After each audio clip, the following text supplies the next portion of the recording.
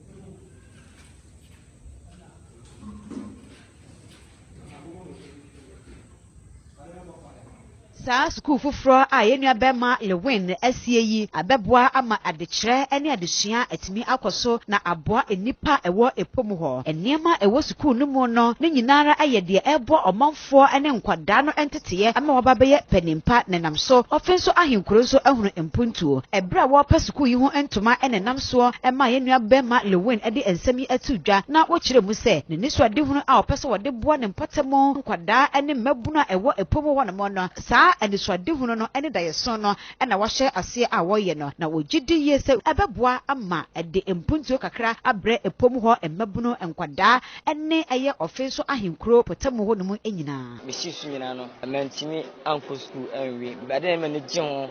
eye bo enyumto ene asa be me nyina de aka me say ade bua me na se begidi mo movie industry no ebenya sika mesi school ahye me district ene Ghana man nyina ni munya no Ghana fo nyam so mfa so ozi fia wa de betu school dia e mamu ni nyina adia se me patam ko me benya se school aso papa so akọ from crèche to senior high school ahola ni nyina so ay ready nyame adom o ma me kwatenten badwuma koso de sika ba me sema me koso ato so a vesi nyina be koso e beye hospital beba ha ambulance be sia emergency akwa bi de go pra ambulance ne be koso se ni nyina wa egu akwa so e be kire nyomto e be kire act because yes school na many pedi be as a school de cabra bono se nyame twira wi a na don school na so abata ho de akọ ko man ko school da menwie be hwere yankopon na mso maye aban krache pani owo afija kwabre apueye mansinimo aye onimunyamfo kakari echamfo wo pani yi ede atudwa sem saa anamompa ye nua bema Lilwin atuo no enka ofoforo so ene ankorakora koma kakra obi biara wo patamo a wo no fa ye bi na fa boa na ode adesere eto akyerɛkyerɛfo a ebeye dwuma ewo saa school yi mu anim se wonhwɛ so obema nsiesie aye wo mo kyefa na biri biara watimi ede aboa asiesie school no schools no aba system no na wono so ono on his own it is oboa ban na wo abebie sa school yi medina sepa amanfo a omo nsam obi no omo hwe de menua Nkansah Lilwin aye saa ne yepe efize aban timi ye ni nyina enti obi a wo bibia wo ye bibi kakra wo krom se a ebeboa ye timi nuanom efize omo hwe menua Kwadwo Nkansah de no a waye no omo nye bi na yen district assembly so ma ahwe no bibia also ye ma school e maintain ma the best in the district no ye be ye na me sasre omu se a teacher fo ni management team a omu ha no omu hwe no omu nye ni ye bibi ne bete team a ye mo na mane ana se assembly no mabo ya mane a ye mo ya mane ne mo boa ma school no ye maintain no say the be the best among the district Akrobato a obi anim no so wono so eka siniyifo yi ho ono so eba dwumede yase mansentrofo ene ne enso etwetwe nkomo yefimo yeye yenuanum bi ne kabrofo kra ehu ye na anomfu se yanka hwe omo putue down but eyeme de se yenya yanko school no mu no yemom na eniema bi sei yeye mesre obi ase se nyame eye wadom sei ya ye bibi no man nso hu se yenso yeso wo mfaso menu akwadwo wa yade dedo no ama yenso a ye katwi ne ye kuma wood for so no wate ye nyina anim